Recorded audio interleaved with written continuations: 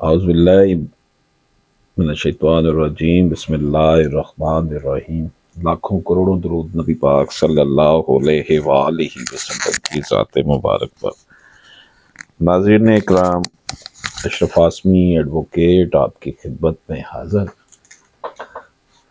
ناظرین، آج ہم بڑا ایک امپورٹنٹ ٹاپک ڈسکس کرنے جا رہے ہیں۔ اس حوالے سے ریسرچ آرٹیکلز بھی لکھے جا رہے ہیں آج کل، اور یہ جو ہم آپ کے ساتھ میٹیریل شیئر کر رہے ہیں، یہ جو ریسرچر ہیں مختلف لاء کے حوالے سے ریسرچ کرتے ہیں، ان کے جو ہے وہ استفادہ کیا گیا ہے۔ کاپی رائٹ کا، پلیجرزم کا، آرٹیفیشل انٹیلیجنس کا جو چیلنج درپیش ہے موجودہ دور میں، اس حوالے سے بات ہے کہ کسی بھی شخص کی تحریر یا تخلیقی کام کو اس کی اجازت یا کم از کم مصنف کی طرف سے منسوخ کیے بغیر نقل اور شائع کرنا نہ صرف قانونی اعتبار سے غلط ہے، بلکہ اس پر اخلاقی لحاظ سے بھی اعتراضات وارد ہوتے ہیں۔ سوشل میڈیا پر دوسروں کی تحریروں کو ان کی طرف سے منسوب کیے بغیر یا پھر اپنے نام سے شیئر کرنا ہمارے ہاں معمول کی کارروائی بن چکی ہے۔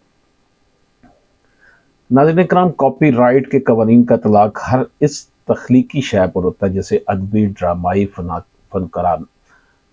فنکارانہ وغیرہ کہا جاتا ہے، یعنی کہ فنکارانہ، آرٹسٹک انداز میں جو چیز پریزنٹ ہوتی ہے۔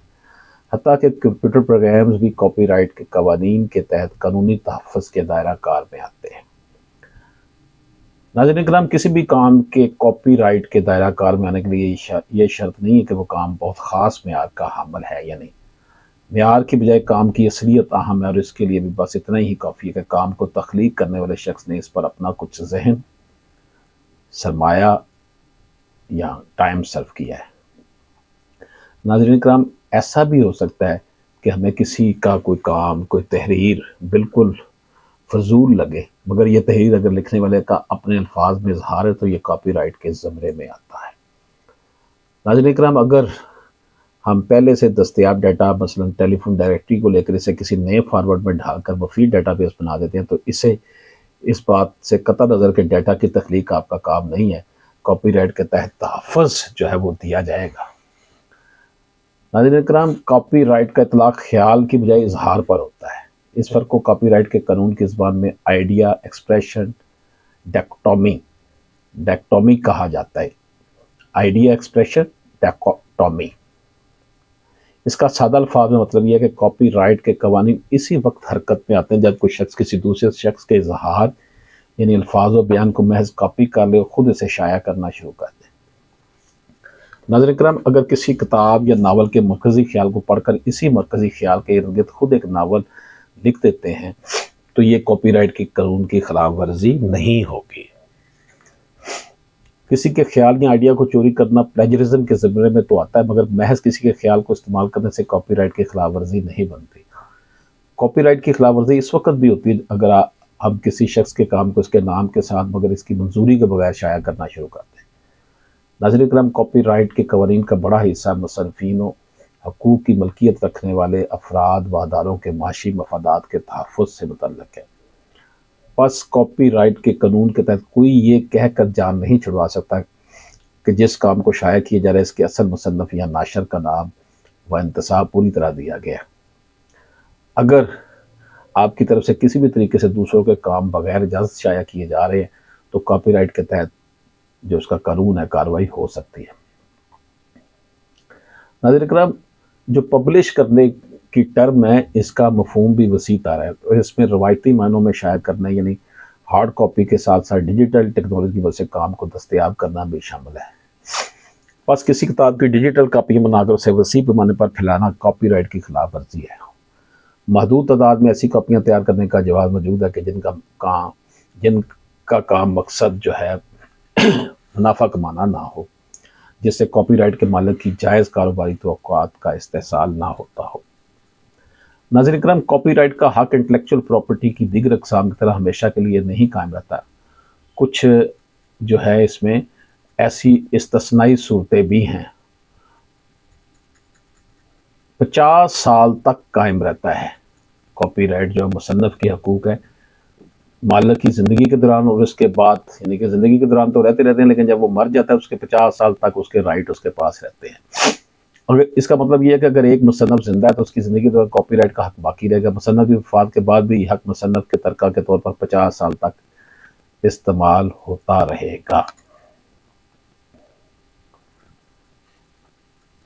جیسے حضرت علامہ اقبال کی پوئٹری اب سب لوگ چھاپ رہے ہیں، کوئی قدغن نہیں ہے، کیونکہ ان کی وفات کے 50 سال بعد جو تھا یہ اوپن ہو گیا تھا۔